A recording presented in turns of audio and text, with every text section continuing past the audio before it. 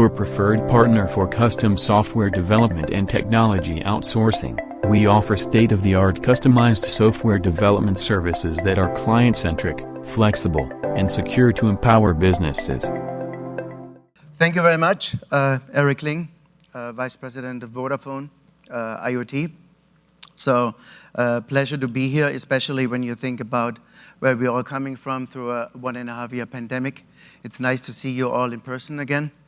We all went through our personal hardships, travel, within family, the business. So I think it was not a very easy time for us all personally.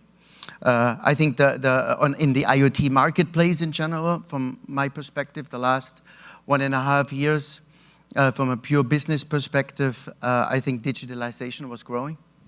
There was a positive effect in IoT use cases, certainly as well. From that perspective, I don't think it had so much impact.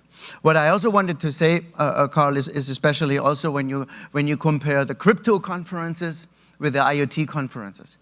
Why are not here like the people like in crypto? Everybody is trying to have an EFT or Bitcoin or something like this. They are burning energy, as we know from the Tesla CEO. We are saving energy with IoT. So I think all the developers should turn into IoT rather than crypto, because crypto apparently is a very bad thing for the world. The banks banning crypto and the countries banning crypto. Other countries want to adopt it. But for the comparison between crypto and IoT, the people should go into IoT, because we are basically in IoT doing better for the world, sustainability. We heard about saving the planet, pollution, saving the earth. We don't hear all of this from crypto. So maybe also the mayor of Miami South Beach should talk about IoT conferences and not about the crypto conferences. But I think it's a trend which sometimes you can't grasp on everything. Let me see if I can, if that works. Yeah, it works. Okay. So let me talk a little bit about agriculture, and we heard from the gentleman from Hitachi. I also could have talked today about the connected cow and other animals and farms. Agriculture certainly for us is a big topic, which we're doing, especially when you look in general about what I also mentioned when I made a little bit the comparison between the crypto and the IoT world. But it is certainly about climate change, pollution, sustainability, protect the earth, protect the assets of the earth and use them wisely. And you will see this in my presentation as well. Vodafone, who is Vodafone? And I get this question all the time, because we are not a carrier predominantly in the consumer space here in the US, as you hear it from AT&T, from Verizon or T-Mobile here. But we are the largest carrier in the world. Just to give you a couple of ideas, we are 27 operating companies around the globe, predominantly Europe. Vodafone South Africa and Vodafone Africa through Vodacom. Vodafone India, Vodafone Australia, and other entities around the world. Vodafone Spain in Europe, Vodafone Italy, Germany, United Kingdom, you name it. We are the largest carrier in the world, and I show you a couple of numbers. We have 1,400 people in IoT, which is unheard of. We are the #1 in Gartner Magic Quadrant. We are, and we have the largest, as you see here, roaming network in the world, and I think capabilities none to compared to all the other carriers which you have out there. I want to mention then the second thing, because you always say, oh, global roaming is dead, and you got to have a domestic SIM, and connectivity is not global anymore. And when I talk about this, well, you see, I always call it a couple of headache countries. One for certain is China. To do business in China is not easy. How to connect in China is not easy. We are the only carrier who really goes seamlessly with IoT platform with China Mobile into China, which is very important from a contractual perspective, connectivity, visibility, data protection, you name it. the same is valid for Latin America, and especially Brazil. I always call, and nothing against anybody from Brazil, of course, but Brazil is, from a regulatory perspective, a headache country. And it is not easy to deal in Brazil according to the environment and infrastructure you're facing there. And we have, with a partner, America Móvil, I think the solution for that marketplace, especially when we talk about automotive, when we talk about BMW and other large automotive brands where we usually launch globally. Secondly, mentioned automotive. Also, we work very closely with AT&T, especially in the automotive sector, simply because of the strategic importance also of the American car manufacturers, like General Motors, Ford, and all the big guys, you name it. Last but not least, also technology relationships, what we have also with ARM, for enabling our connectivity already on the chipset level. You probably saw a couple of press releases from us, very important for us to set the infrastructure for the future straight. Here you see a couple of things, quality of service. And I get this very much, you know, Erik, you are here in the US corporation, domestic coverage. How do you make sure you deliver the quality of service in the US? And I think we are very proud of what we deliver here together with our partners. From the roaming perspective, solution perspective, 24/7 availability, and especially from a technical capability with our technical solution architects, where we're very close with the customer and we really can deliver the service which is needed. You see here the 24/365 support, industry-specific capabilities, and that's what Carl also mentioned a little bit earlier, especially in automotive, but also in smart metering or in other verticals. I'm very much use case driven. If you cannot define your use case and you cannot define a reason for a customer what benefit IoT has, well, then just don't even talk about it. That is the basis of all what we're doing and what we are offering. And the peace of mind with Vodafone, what comes working with us when you deploy your devices globally, is none at all. I think that's what you really need to have. And when you want to go globally with your solutions across the world, from Brazil to China, another headache country which I didn't put it on my list is, for example, also Turkey. A very difficult regulatory environment in Turkey. We have it a little bit easier with Vodafone Turkey, and we have an operating company in Turkey, but it is a very difficult marketplace to do business with. The same is also valid for India. India, regulatory environment, telecom services in India, mainly always driven by state. Licenses are given state by state, not like when you have a license in the European countries, Germany, UK, Spain, Italy. Licenses are usually for the country, not district by district or state by state. In India, a little bit different, but simply a huge marketplace. You know, alone our market cap in India is 5 billion. And of course, just for the sheer size of the market, something very important. What do we do as a carrier, and why do we also, I was looking for the right word before I came up here, why do we have the leverage we have? And I think we do have the leverage we do have because of the numbers you see in front of you. It's because of 6 million plus customers for Vodafone in general, 59 billion minutes of voice as a carrier, 123 million in 39 countries as the largest IoT provider. From a pure customer perspective, putting everything together, mobility, fixed line, you name it, we have over 600 million customers globally, more than US citizens, which is sheerly unheard of. And except outside of, I would say, outside of China, certainly the largest carrier in the world, and that's why we do have leverage, and that's why we do have certain advantages you simply are not getting with other carriers. Now I want to talk a little bit about agriculture, and I really like the presentations from Hitachi earlier about the rainforest and about the farming in Australia. We are very close also working together with our colleagues from Vodafone Australia. We are the second largest network in Australia. a difficult country, that just from a coverage perspective, also for the sheer size of Australia. And it was a little bit hard for me to understand the Australian farmer because of his dialect, but I needed to listen a little bit closer. But certainly also farming with our Vodafone Australia colleagues, we will do a lot. The next thing is South Africa, where we are very, very glad we're working with Hello Tractor. And I just put a couple of big topics here up there. What are we doing with Hello Tractor? We are basically, let me maybe summarize before I go into details in one word, because it's very easy. It's basically the Uber of tractors.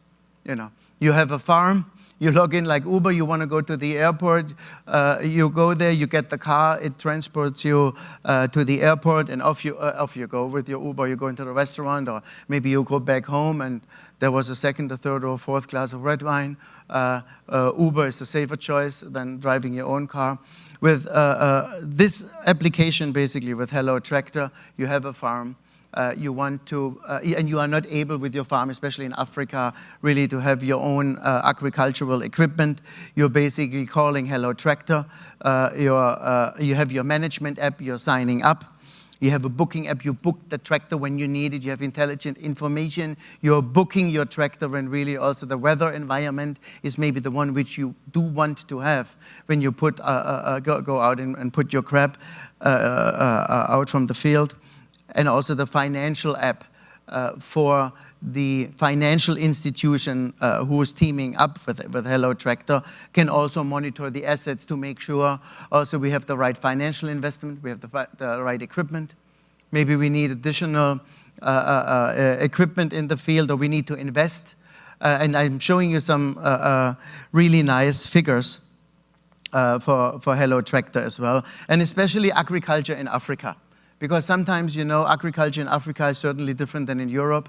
It's certainly different than in the United States or Latin America. And when you see here just a pure comparison where you're coming from in Africa, comparing the tractor versus manual labor. I'm not going to go through every individual point here, but you see how the increase in productivity is in Africa simply alone from that change. Maybe you as a farmer are using a tractor the first time in your life. And this is almost like Christmas and Easter and a third holiday together.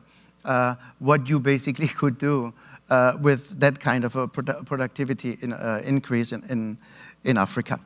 Hello Tractor, which we teamed up with globally, and we are also expanding with them in the world. Certainly, I do believe that agriculture in Africa certainly is different than in the US, but every region has his own challenges. Even in Europe, we are talking currently about that it's not raining so much anymore. You need to be much more smarter on how you do the farming and agriculture. So I think it's a challenge and new hurdles across the world when you talk agriculture. And here is also mentioned the word Uber. You have rising challenges. What we basically do in Hello Tractor, every tractor has a device. With GPS, you can immediately monitor where is this tractor, what's the gasoline levels, what's the oil level, do I need to do maintenance, there is a breakdown, do I need to send a new tractor, the whole perfect word probably what is the Hello Tractor in the base. Like I said, it's the Uber for tractors, but it's also a pure fleet management solution. Right, what you basically see also in different areas across the US with companies like Geotab, for example, which we're also working very closely with Vodafone Automotive out of Italy, where we do serve the automotive field, where we develop the apps for the automotive companies and so on. So a lot of challenges. You hear just a little bit of an example of tractor management, so to speak. We do see a growth in supply, demand, and for optimization. And here you see a couple of points for the app itself. What is it? That's fuel consumption, I mentioned it already. Managing the operations, picking up the tractor after it was used, managing it nicely, the weather, and the farmer booking and all the booking services which comes up with. I like this slide a lot because it gives you a very nice a scaling overview on what kind of impact it had in Africa with Hello Tractor. And you see, of course, the landscape. 86% customers live in poverty. The improved overall quality of life with that solution, 93%. Reported first-time access to a tractor. That's what I said when I said Christmas, Easter, and a third holiday are coming together in one. 55% never used a tractor before. So for us, it's a given. Everybody has one, and why even bother? Not so in that area. 55% never used a tractor. Improved their way of farming, 96%, of course. You know, do manual labor versus having a tractor. I'm not a farming expert in that. See, in my family, I'm not coming out of a farming family either. So I don't have the first-hand expertise, but I can imagine how that is. And you also see it on the numbers, on the commercials. 87% revenue increase for the farmers. In addition, of course, doing good for the world, making sure that your population has something to eat, and there is development in that areas as well. Then just an example, and I want to show this slide because I think when you look at Vodafone, when you look at the AT&Ts of the world or the Verizons, you always think about, oh yeah, this is a carrier, this is my iPhone and my Samsung and nothing else they do. I can only tell you that, for example, in the IoT business in Vodafone alone is a $1 billion business today, with the largest growing percentage of connections. And we are also working very much in going into the solution business. I know it's not easy for a carrier, because sometimes when you are a very large carrier, our processes and our internal approval levels and everything what you want to do, oh, sign up a partner, let's go to market, well, my hair instantly gets grayer. Because then, you know, when you see about what does it mean internally, just to get all these approvals, but we are doing it. We are doing it. We'll also here with my farm web. We are also through Vodafone Automotive developing already the apps for the customer. We're going the whole value chain from the module level to the hardware level, connectivity piece, the support 24/7 around it. And that's also what we did here with my farm web, where we also developed the app together with Hello Tractors and the farmers, which I think for the connected farmer, for them it was important to have a one-stop shop. They don't want to go to 5 different companies with different speeds of development and not knowing when do I get my solution. They want to come to Vodafone, say this is what we want to develop together, what's the benefit, what's the use case, how at the end of the day, when can I go to market with you, am I connected, let's go ahead. They cannot afford to have 5, 6 different partners. And also here you see it here at DigiFarm. Also, usually a farmer doesn't have the technology knowledge either. He doesn't know what is out there. What does it mean licensed versus unlicensed spectrum? What does it mean GPS versus GSM and all that? They need one partner to work with. And as the partner from Hitachi said it earlier, you have different choices. Sometimes a carrier is not the first choice. You then go to a Deloitte or companies in that area. But we do push this topic very strong forward. And you will also see it here in that marketplace. So here a short video.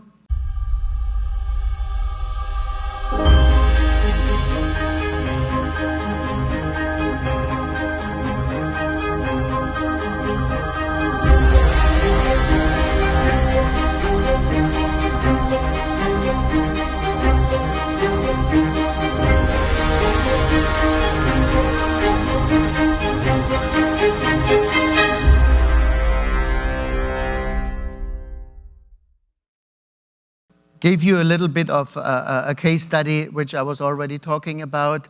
The second one is, I mentioned it earlier, Vodafone Turkey, a second case study in the aquaculture through airist farming. This is basically a connected solution we developed with farmers in Turkey. 4th generation farmer, and we have a nice video at the end of that summary as well. Since 1939 in farming. And we teamed up Vodafone Business together with this company to accelerate and digitalize his farming business in Turkey. And you see it very nicely in the video how we did that together. And especially the details about weather. When does he need to water? When does he not need to water? Then he can much better manage his resources on how to grow the crop and what it is. More productive employees, mobility, new ways of working, which they put together there. And here is the little video. Şöyle söyleyeyim, biz çiftçi bir aileyiz. Eskiden kalma bir mesleğimiz çiftçilik. Ailemin desteği kişisel başarımda bilgi birikimlerini bana aktarmalarından dolayı rol oynamıştır.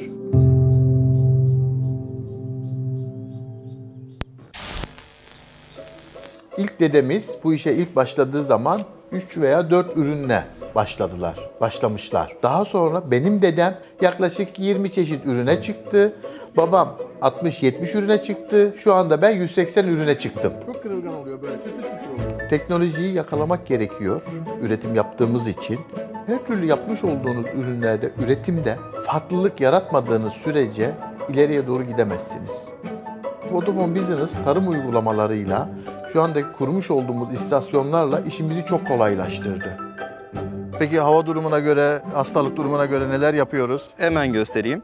Bugün hava durumu zaten güzeldi. Yağış da gözükmedi. Aynı şekilde Cuma günü yağış gözüküyor.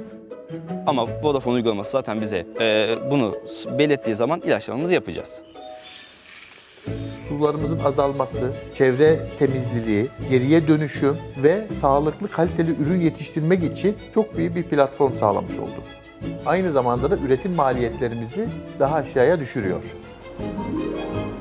Bizdeki yeri dünya olarak, çevreci olaraktan sularımızın azalmasından dolayı suyun az kullanımı, ilacın, gübrenin az kullanımı ve doğaya duyarlı olaraktan daha sağlıklı ürün yetiştirmemizi sağlıyor. Vodafone'un burada teknolojik olaraktan sunması bizimle teknolojiyi yakalayıp gelişen çağda beraber ortak aynı mantıkta gitmemizden dolayı Vodafone'la çalışıyoruz. Tabii ki yeni nesile biraz daha babamın bana güvendiği gibi yeni nesile benim de güvenip onlara bırakmam gerekiyor. Çünkü teknolojiyi onlar daha iyi biliyor. Benim için çok güzel bir duygu. Çünkü biz aile olaraktan biraz önce de söyledim 4. kuşak tarımda ben devam etmekteyim. Bunu alıp ileriye götürmek bayrağı ve farklı ürünleri yetiştirip ortaya çıkarabildikten sonra çok daha güzel bir duygu. Erüs Tarım devamlı yenilikçidir. Farklı ürünler üretir, farklı teknolojiye ayak uydurur. Bundan dolayı devamlı bir adım önde gider. Very interesting, even though my Turkish is not existing. But at least I think we had some writing underneath so you could follow what was said. But very impressive. Very impressive when you just saw the picture from the tractor 100 years ago and then how it's done right now. It's like day and night. So I think overall, what I really do like in the agriculture space, and then I come to the slide, is certainly that we are doing something for the climate change, pollution, sustainability, protect the earth, and also using the resources. Certainly much more efficient because also the resources are not endless. From a Vodafone business perspective, we are the IoT provider of choice for everybody who wants to do business globally, and business today is per definition global. With 123 million IoT global connections. When I started with Vodafone 11 years ago, I think I was employee 27. Now we are 1,400. Our revenue, of course, when I was employee number 27 was very close to zero 11 years ago. Now you look at almost a $1 billion business, 540 networks to be connected with, 1,400 professionals, and we will also verticalize in the future much more than we did in the past. We're already looking very closely in automotive. And then, of course, when you look at Vodafone United Kingdom, smart metering, a country in the European Union would decide all smart meters need to be connected wirelessly. then we are obviously the partner of choice. 18 NB IoT networks. And let me talk a little bit about LPW, NB IoT, CAT-M. At the beginning, when we talked about LPWA, Vodafone was very much focused on NB IoT, not so much CAT-M. That changed over time. Today, we rolled out NB IoT as well as CAT-M across all Vodafone networks. It is a strategic decision for us that all Vodafone operating companies are equipped with all technologies, including CAT-M and NB IoT. And that is a decision we took decisively and deliberately a while ago, and all operating companies from India to Australia, Germany, wherever we are, adopted this. But very impressive from the IoT provider of choice. And I always say, what means IoT for Vodafone? And I said it at the beginning, it's all about the use cases.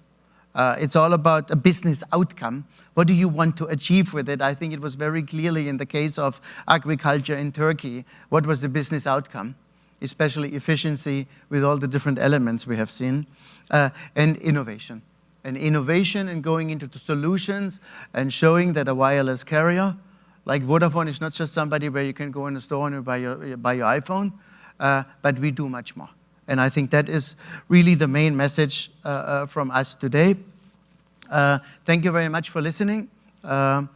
We are here in the US, so happy to come up to me, see how we can work together. We are the leader in IoT. We have the best connectivity, and we also have the leverage necessary globally to be successful with you everywhere. Thank you very much.